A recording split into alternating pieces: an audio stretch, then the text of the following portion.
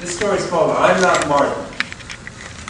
The first thing I noticed about the hospital was the sick green walls. Such a drab, dull color, almost gray, the color of the sky on a raw, stormy day.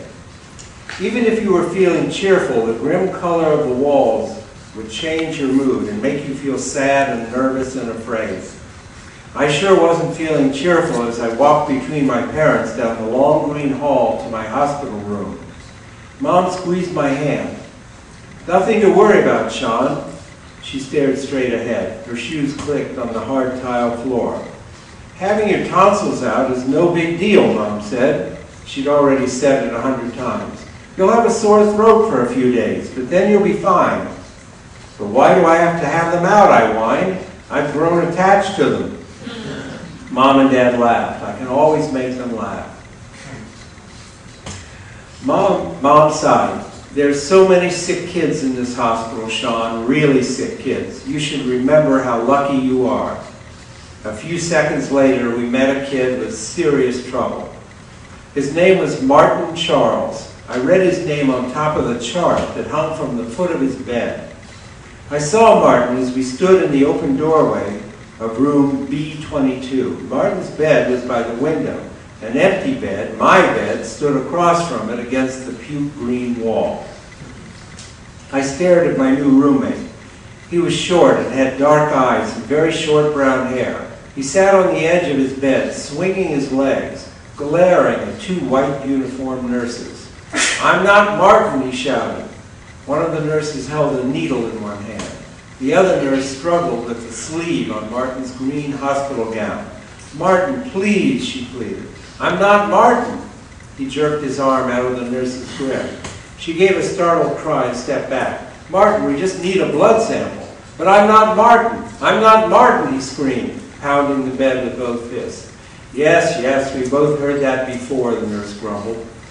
Then she turned and saw us standing in the doorway. She lowered the needle and took a step toward us. "Are you Sean Daly?" I nodded. "That's your bed over there, Sean. How does your throat feel?" "It's kind of sore," I confessed. "It hurts every time I swallow." She smiled at my parents. "Why don't you take Sean's things over there? You can unpack. Use that closet near the bed." I wanted to see what they did to Martin. But one of the nurses pulled the curtain between the beds. A few minutes later, the curtain slid open a few feet, and one of the nurses stepped to our side of the room. She shook her head. "Poor guy," she said softly. "What's wrong with him?" I asked. The nurse handed me a green hospital gown. "Martin is having major surgery tomorrow morning. He's so terrified, I think he's convinced himself that he's someone else." "You mean?" She pulled back the covers on my bed. "The poor guy has been trying to trick us ever since he arrived in the hospital. He's been insisting that he's not Martin. He wants us to think we have the wrong kid." "That's terrible," Mom said. "Are you sure you've got the right kid?" Dad asked. The nurse nodded solemnly. "Yes, we're sure. He's Martin Charles, no matter how many times he says he isn't." "What kind of operation does he need?" I asked. She brought her face close to my ear and whispered, "He has to have his left foot removed."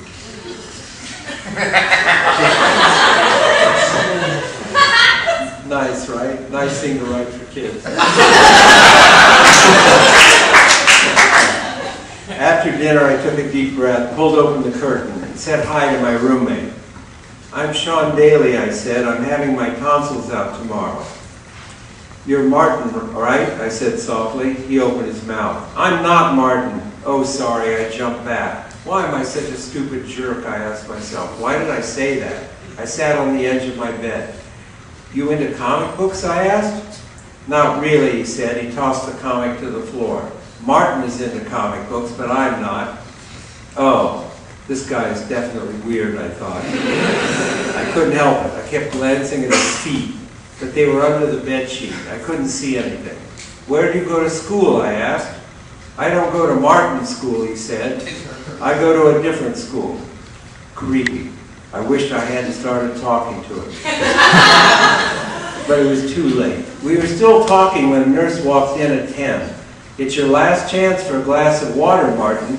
He pounded his fist. "I'm not Martin. I'm not having surgery."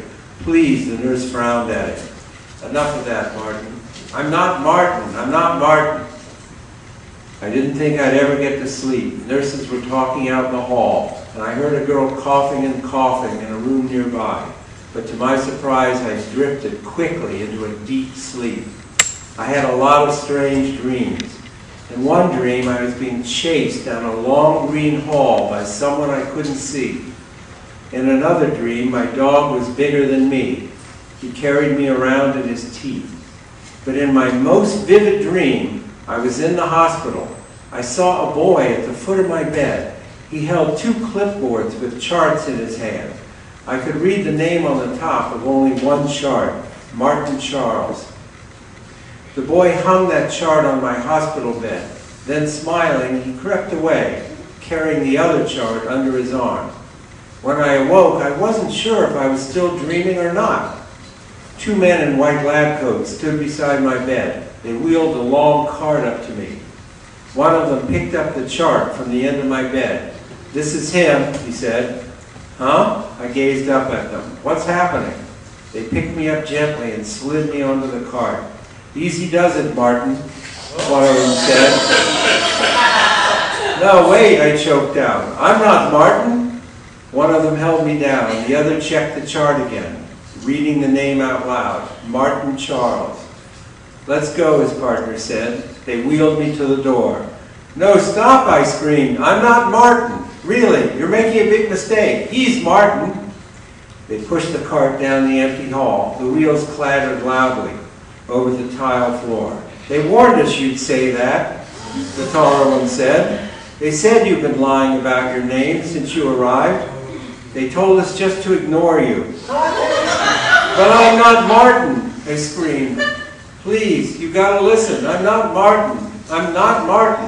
They pushed the cart into the open elevator. Way down the hall, Martin poked his head out of our room. He waved goodbye, a big grin on his face. Then the elevator doors shut behind me.